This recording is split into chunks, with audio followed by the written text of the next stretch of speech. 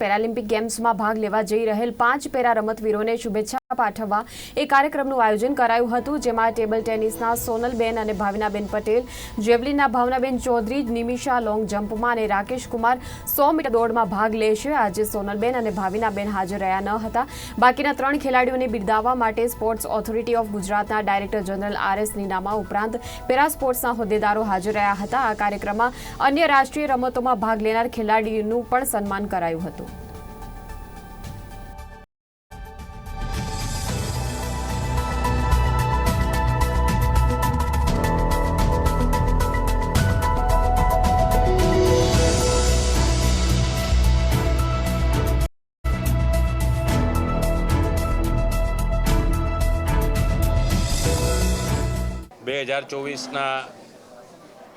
Paris ખાતે ઇતિહાસ રચ્યો હતો. સતત બીજી વખત ઓલિમ્પિક્સની સેમીફાઇનલમાં પહોંચી હતી.